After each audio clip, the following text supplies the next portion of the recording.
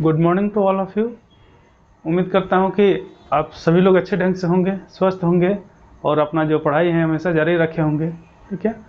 यदि कुछ परेशानियाँ भी आ रही हो, मानते हैं हर आदमी के उसके साथ कुछ ना कुछ परेशानियाँ आती हैं, लेकिन इन परेशानियों की वजह से अपना जो मुख्य उद्देश्य है उसमें भटकाव नहीं होना चाहिए।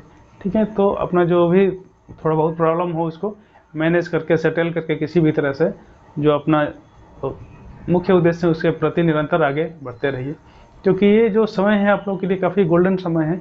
इस समय यदि अपना जो लाइफ सेटल हो जाएगी तो फिर आगे के लिए अच्छा ही होगा, नहीं तो फिर जो ये समय में नहीं आदमी कुछ कर पाएगा, जो मुख्य उद्देश्य नहीं हासिल कर पाएगा, तो फिर आगे के लिए काफ़ी संघर्षमय ज़िंदगी हो जाती है। ठीक है।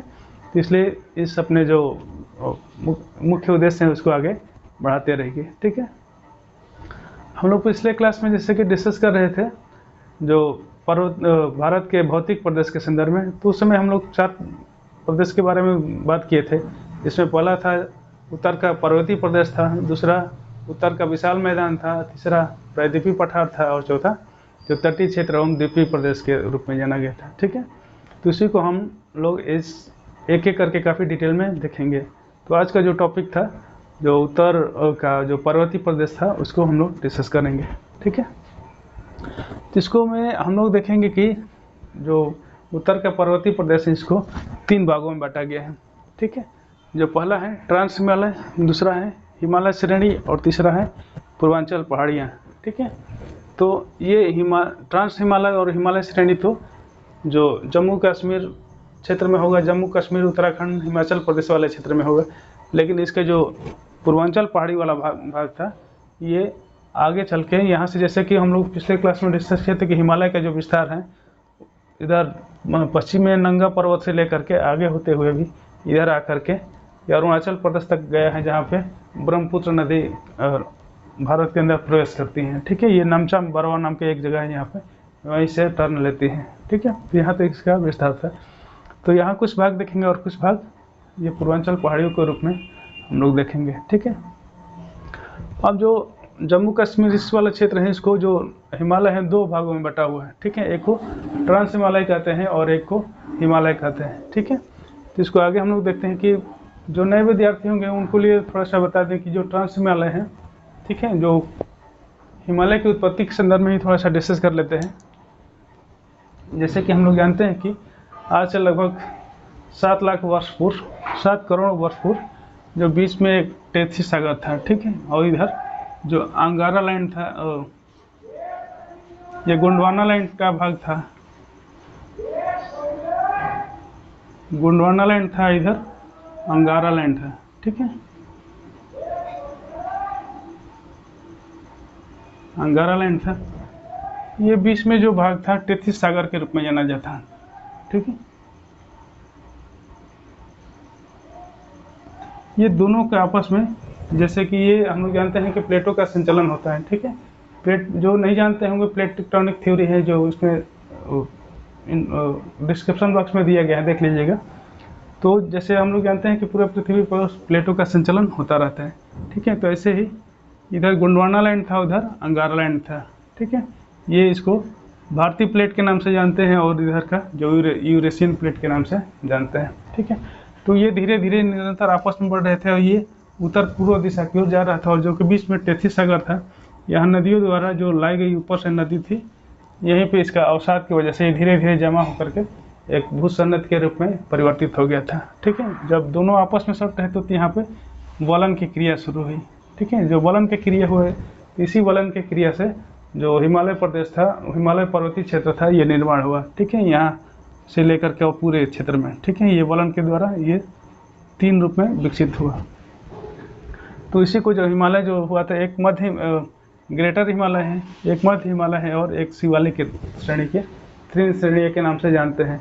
और जो ट्रांस हिमालय है वो अंगारा लैंड का भाग था। ठीक है। ये उसके उत्तर में था। ये तीनों श्रेणी है, जो हिमालय श्रेणी है इसके उत्तर में था, वो उसको ट्रांस हिमालय के नाम से जानते हैं। ठीक है।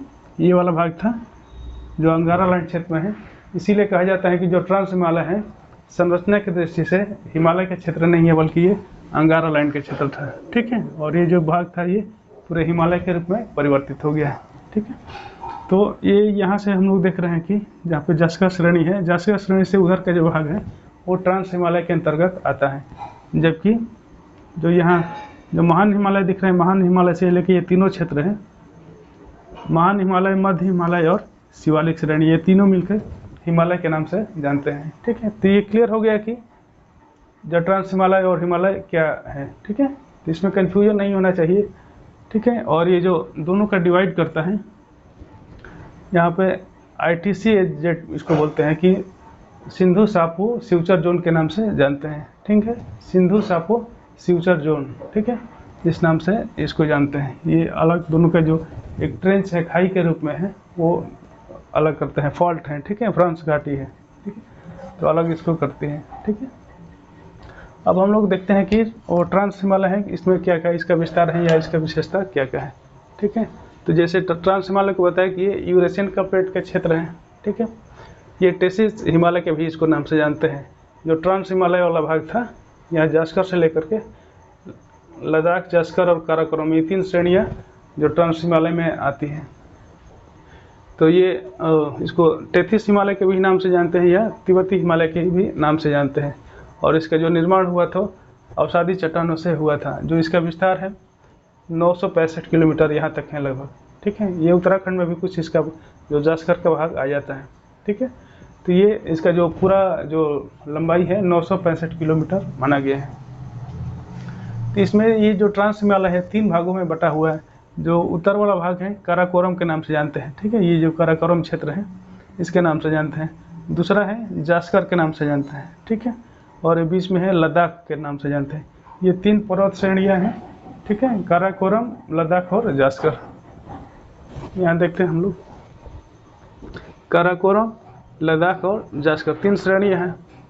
जो उत्तर वाला क्षेत्र है इसको गाडविन ऑस्टिन के नाम से जानते हैं। ठीक है, यहाँ पे एक पर्वत चोटी है, काराकोरम श्रेणी पे ही रेंज पे ही एक चोटी है, पर्वत चोटी, जिसको गाडविन ऑस्टिन या केटू नाम से जानते हैं। ठीक है, ये भारत का सबसे उत्तर का चोटी है या उत्तर का पर्वत है ये काराकोरम। इसमें ही यहीं पे जो सियाचिन ग्लेशियर या बियाफो ग्लेशियर, यहाँ पे जो सियाचिन ग्लेशियर है, फिर यहाँ पे बियाफो ग्लेशियर है। ठीक है, ऐसे कई ग्लेशियर भी आगे मिलते हैं। ठीक है, जो सियाचिन ग्लेशियर है भारत का सबसे बड़ा हिमनद है। ठीक है, इसको ध्यान में रखिए, कई बार ये क्वेश्चन पूछा जाता है कि भारत के जो सबसे बड़ा हिमनद है कौन सा है, तो सियाचिन ग्लेशियर है। ठीक है, वो यहीं पे है। अब हम लोग देखते हैं जो बियाफो ग्लेशियर और ऊपर है साइड में, इसको कृष्णगिरी के भी नाम से जानते हैं। जो काराकोरम पर्वत है जिसको कृष्णगिरी के भी नाम से जानते हैं और जिसको एशिया की रीढ़ कहा जाता है। ठीक है, ठीक है, जो सियाचिन है सबसे बड़ा ग्लेशियर है। दूसरा पार्ट है जो लद्दाख, यहाँ देख रहे हैं लद्दाख पार्ट है, ये ट्रांस हिमालय का ही भाग है लद्दाख। इसी पे जो कैलाश पर्वत नाम का जो हिंदू का सबसे जो प्रसिद्ध एक स्थान है, मंदिर है कैलाश पर्वत, जो शिव भगवान का मंदिर है, वो इसी के छाया में, ये भारत में नहीं है बल्कि तिब्बत में है, लेकिन इसी पार्ट में है। लद्दाख के जो आगे वाला भाग आगे जा रहा है चीन में या तिब्बत भाग में, तो वहीं पे वो ये कैलाश पर्वत है। ठीक है, अराका पोसी चोटी है, ये लद्दाख चोटी है, इसी पे लद्दाख श्रेणी की सबसे ऊंची चोटी है अराका पोसी। ठीक है, नाम याद रखिएगा, ये सबसे स्टीपेस्ट श्रेणी के नाम से जाता है या चोटी माना जाता है। स्टीपेस्ट मतलब खड़े ढाल वाला चोटी इसको माना जाता है। भारत की ये काफ़ी इंपॉर्टेंट है, इसको याद करिएगा कि पूछा जाता है कि भारत की सबसे खड़े ढाल वाला जो चोटी है कौन सी है, तो अराका पोसी है, जो कि लद्दाख श्रेणी में है। ठीक है, ये अक्साई चीन वाला जो भाग है, ये पूरा भाग अक्साई चीन में पड़ता है। लद्दाख जो श्रेणी है ये चाइना के जो 1962 में युद्ध हुआ था, तो उसी समय चाइना द्वारा ये कब्जा कर लिया गया है ये भाग। ठीक है, तो लद्दाख वाला जो अक्साई चीन के नाम से जानते हैं इस क्षेत्र को, तो ये पूरी अभी तरह से वो चाइना के नियंत्रण में ही है। ठीक है, अब हम लोग देखते हैं जास्कर, जो इसके उत्तर में, जो लद्दाख के उत्तर में है, जास्कर पर्वत श्रेणी के नाम से जानते हैं। यहाँ से लेकर के ये जास्कर पर्वत, जो जास्कर का जो भाग है नंगा पर्वत है, जास्कर श्रेणी का ही सबसे ऊंची चोटी है। ठीक है, नंगा पर्वत। ठीक है, और इस पे जो गार्ज है सिंधु नदी गार्ज के, ये जो गार्ज है गार्ज बनते हैं यहाँ पे। ठीक है, सिंधु नदी यहीं से प्रवेश करती है, तो लद्दाख और जास्कर के बीच में है। सिंधु नदी प्रवेश करती है और यहाँ तक बुंजी एक जगह है, यहीं से मुड़ जाती हैं सिंधु नदी, ठीक है। तो ये वाला क्षेत्र होता है सिंधु नदी गर्ज के नाम से जानते हैं, ठीक है। और ये जो भारत की सिंधु नदी के सहायक नदी है, इसको सियुक नदी के नाम से जानते हैं। इधर से आ रही है, ठीक है। अब अगला है, अब हम लोग देखते हैं कि हम हिमालय श्रेणी के बारे में देखते हैं कि इसके बाद से इसका जो जास्का श्रेणी है, इसके दक्षिण में हिमालय श्रेणी के नाम से जानते हैं, ठीक है। अब हिमालय श्रेणी देखते हैं कि हिमालय में ये हिमालय 3 भाग में बटा हुआ है, एक महान हिमालय, दूसरा मध्य हिमालय और तीसरा शिवालिक, ठीक है। जैसे कि हम लोग डिस्कस कर रहे थे,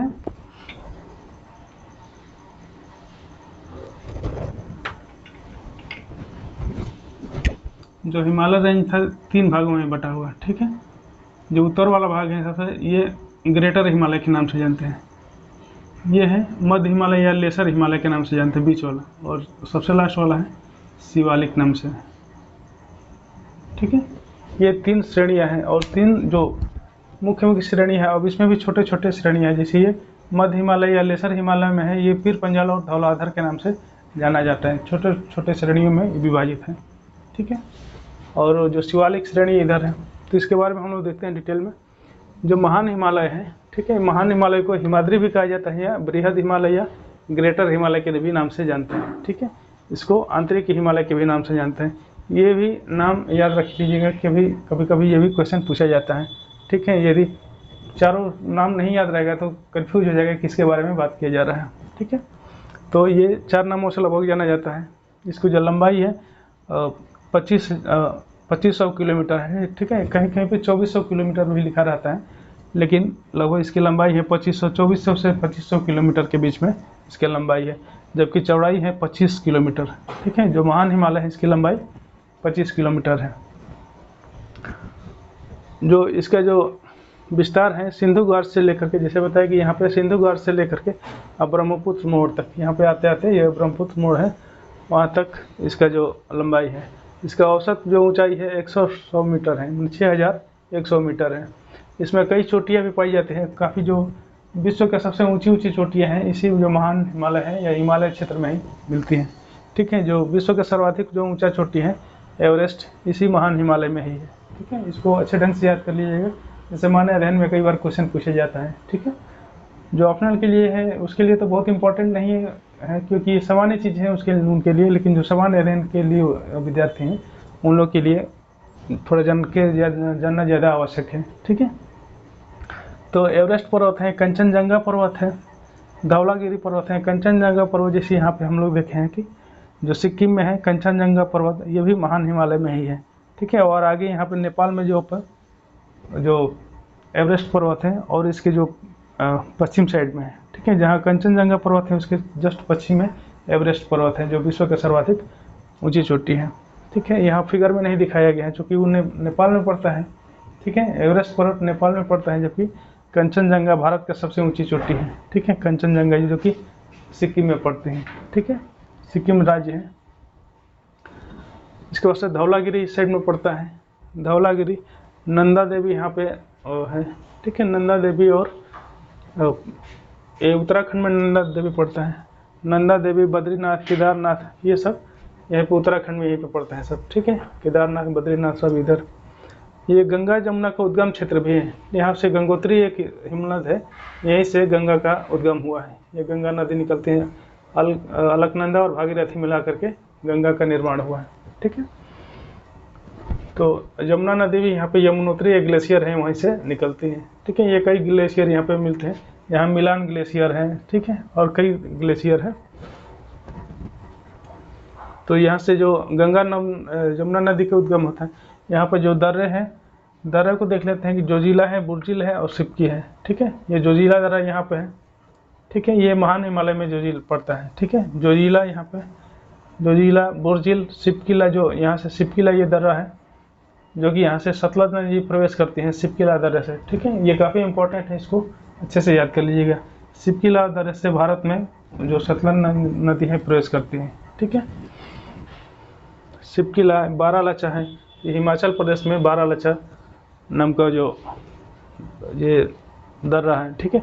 नाथुला और जेलेपला दर्रा, नाथुला दर्रा जो सिक्किम में ही यहाँ पे नाथुला दर्रा है, ये इधर जेलेपला दर्रा है, ठीक है, इसको याद करिएगा।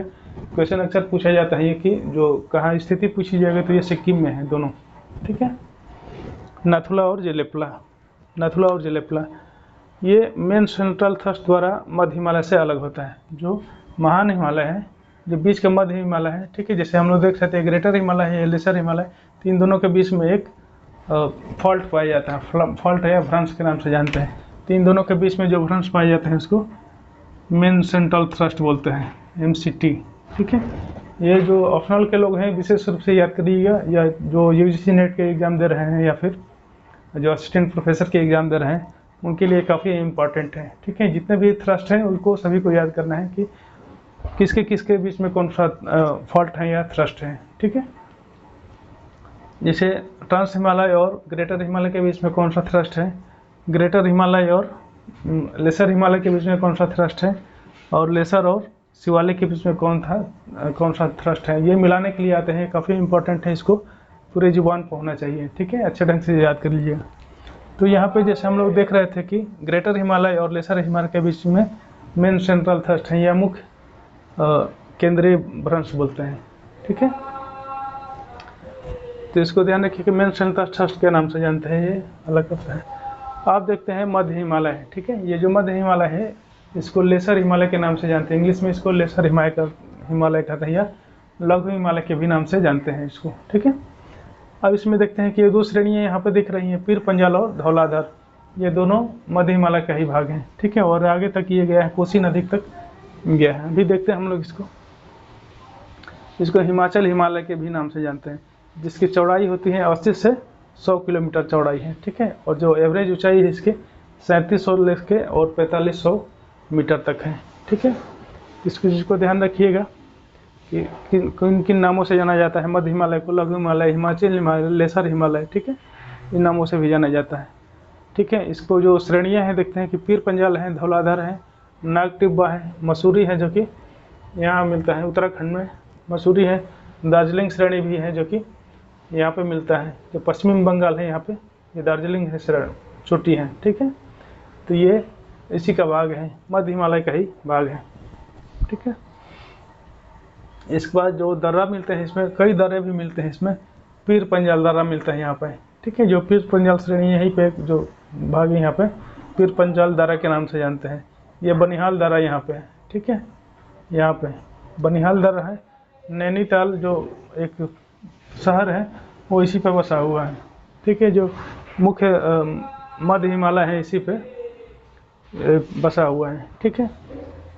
इसके बाद से जो मुख्य सीमा भ्रंश है, मेन बाउंड्री फॉल्ट, ये शिवालिक से अलग करते हैं। जैसे कि हम लोग कह रहे थे कि ये लेसर हिमालय और शिवालिक के बीच में कौन सा है, ये वाला जो भाग है मेन बाउंड्री फॉल्ट है, MBF के नाम से जानते हैं, ठीक है। मेन बाउंड्री फॉल्ट, मुख्य सीमा भ्रंश के नाम से जानते हैं इसको, ठीक है। तो इसको भी अच्छे ढंग से याद करिएगा, उसमें कन्फ्यूजन नहीं होना चाहिए।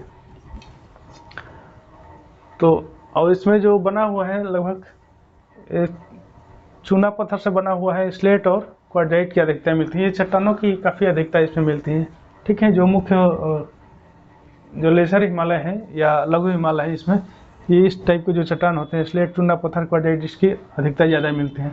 जबकि ये जो महान हिमालय है इसमें जो आर्कियन क्रम का चट्टान है उसमें काफ़ी ज़्यादा मिलता है, ठीक है। हालांकि तीनों ये वलित पर्वतीय है, ठीक है। ये टेसी सागर में जो भी अवसादों के जमा से ही ये धीरे धीरे इसका उत्थान हुआ है और धीरे धीरे ये निर्माण इसका हुआ है, ठीक है।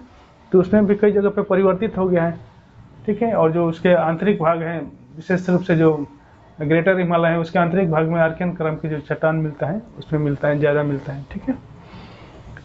अब हम लोग देखते हैं कि आगे कि इसमें क्वार्ट्ज की अधिकतम इस टाइप के चट्टान, इसमें घास के मैदान भी मिलते हैं, ठीक है। ये जो मध्य हिमालय है, मध्य हिमालय और शिवालिक के बीच में काफ़ी कई घास के मैदान मिलते हैं, जिसको कई नामों से जानते हैं। जो जम्मू कश्मीर में मर्ग के नाम से जानते हैं, ठीक है। जम्मू कश्मीर में मर्ग के नाम से जानते हैं, जबकि उत्तराखंड में बुग्याल या कहते हैं, प्यार कहते हैं, दून कहते हैं, ठीक है, ठीक है। तो इस टाइप के जो मिलते हैं यहाँ पे जो गुलमर्ग जैसे हैं या सोनमर्ग है, तो जम्मू कश्मीर में ये घास का मैदान है, ठीक है। जो उसके जो पर्वत के जो ढलान होते हैं, ढलान पे विकसित हुआ है, जिसका जो घास का मैदान ढलान पे ही इसका विकास हुआ है, घाटी के अंदर नहीं है, ध्यान रखिएगा। घाटी के नहीं अंदर है, बल्कि वो ढलान पर ही ये विकसित हुए हैं घास के मैदान। ठीक है, तो गुलमर्ग है, सोनमर्ग है, ये बुग्याल प्यार ये उत्तराखंड में है। ठीक है, और द्वार भी है, दून भी इसको कहते हैं। ठीक है, द्वार जैसे है कि हरिद्वार है तो इसको हरिद्वार है तो इसी टाइप का ये क्षेत्र है। दून है, देहरादून है। ठीक है, इस टाइप का जो एरिया में भी ये घास के मैदान पाए जाते हैं, तो ये इस नाम से जानते हैं। ठीक है, और जो कश्मीर घाटी है ये पिन यहीं पे है, मध्य हिमालय में ही जो घाटियों का विकास हुआ है। तो ये कश्मीर घाटी यहाँ पे है। जो आगे चल के जो नेपाल का है काठमांडू घाटी, वो भी मध्य हिमालय में ही है। ठीक है, लेकिन वो चूँकि नेपाल में, इसलिए हम लोग वहाँ पे अभी डिस्कस नहीं कर रहे हैं, केवल इंडिया के बारे में डिस्कस कर रहे हैं। तो जो कश्मीर घाटी है वो इसी क्षेत्र में पड़ते हैं। ठीक है, यहीं पे है कश्मीर घाटी। ठीक है, तो इस पंजाल श्रेणी के ही जो दक्षिणी ढलान है यहाँ पे है। तो कश्मीर घाटी है, इसमें कांगड़ा घाटी है जो कि हिमाचल प्रदेश में है। कांगड़ा घाटी और कुल्लू घाटी ये दोनों हिमाचल प्रदेश में है। ये यहाँ पे हिमाचल प्रदेश पड़ता है, यहीं पे ये दोनों घाटी हैं। इसको स्ट्राइक घाटी के, स्ट्राइक वैली के नाम से बोलते हैं, नमन घाटी के भी नाम से बनते हैं, क्योंकि ये अनुप्रस्थ घाटी है, जो दो पहाड़ियों के बीच में अनुप्रस्थ टाइप का बना हुआ रहता है। लंबे लंबे नहीं हो करके जो अनुप्रस्थ क्षेत्र में होते हैं उसको स्ट्राइक वैली के नाम से जानते हैं। ठीक है, तो ये जो घाटियाँ हैं कुल्लू घाटी, ये नमन घाटी के नाम से जानते हैं इसको। ठीक है, अगला है जो शिवालिक श्रेणी के नाम से जानते हैं, जो सबसे जो हिमालय के सबसे जो दक्षिणी भाग है। ठीक है, दक्षिण सबसे, इसके बाद से मैदान शुरुआत हो जाता है। ठीक है, तो इसके बाद से इसको शिवालिक श्रेणी के नाम से जानते हैं। ठीक है, ये यहाँ पे जम्मू कश्मीर से लेकर के और कोसी नदी के बीच में कंटिन्यू मिलते हैं। ठीक है, उसके बाद से अब धीरे धीरे पतला होता जाता है, और यहाँ पे इस डफला मिरी और इस टाइप के नाम से जाना जाता है। ठीक है, लेकिन कंटिन्यू यहाँ पे जो बिहार में है, वहीं जो कोसी नदी है वहाँ निकलते हैं, वहीं तक ये कंटिन्यू से मिलता है। ठीक है, इसको अलग अलग जगह पर अलग अलग नाम भी जानते हैं, जैसे गोरखपुर में इसको हुडवा श्रेणी के नाम से जानते हैं, जबकि पूर्व में आगे तक जाएंगे तो इसको चुरिया मुरिया नाम से जानते हैं इस श्रेणी को। जो शिवालिक श्रेणी है इसी का जो अगला भाग होता है यहाँ पे। ठीक है, ये यहाँ पे जम्मू पहाड़ी के भी नाम से जानते हैं, जो जम्मू कश्मीर में यहाँ पे इसको जम्मू पहाड़ी के नाम से जानते हैं। ठीक है, इसका निर्माण हुआ था मायोसीन से लेकर प्लीस्टोसीन काल तक इसका जो निर्माण हुआ था। ठीक है, जो शिवालिक श्रेणी है, और इसके जो दक्षिणी भाग है इसमें भाभा श्रेणी पाई जाती है। उसके बाद से मैदान का विस्तार हो जाता है। मैदान में हम लोग आगे चल के उसमें जो अगला टॉपिक पढ़ेंगे, उत्तर भारत के जो विशाल मैदान है उसके बारे में डिस्कस करेंगे, देखेंगे कि कई भागों में बटा हुआ है।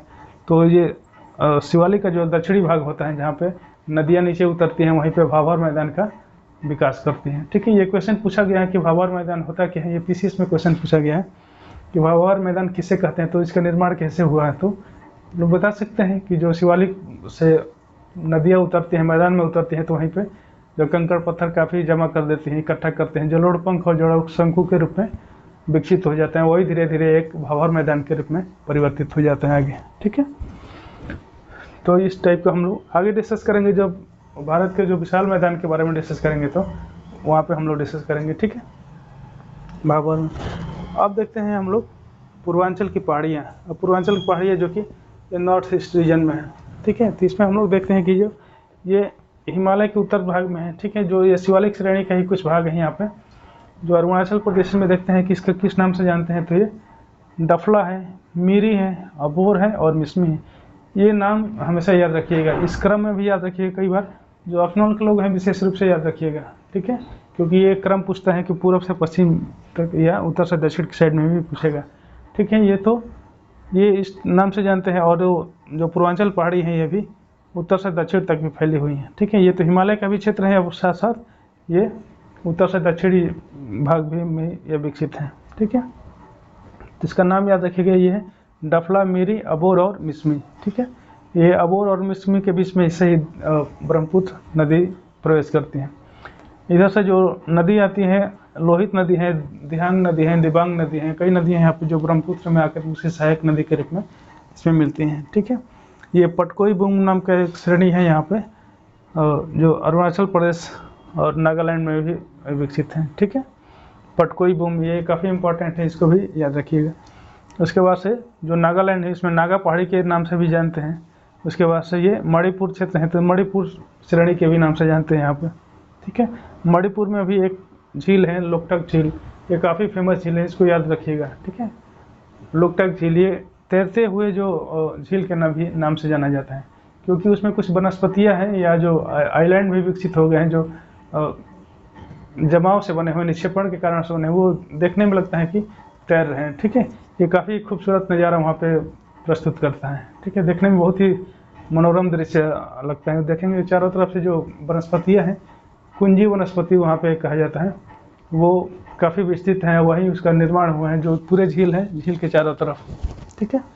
झील में ही पूरी तरह से विकसित हो, देखने में लगता है कि तैर रहा है सारा चीज़, ठीक है। तो ये काफ़ी इंपॉर्टेंट है और ये बार बार कई बार क्वेश्चन पूछा जाता है और पूछा भी गया है, ठीक है। तो इसको याद रखिएगा, मणिपुर में है लोकटक झील।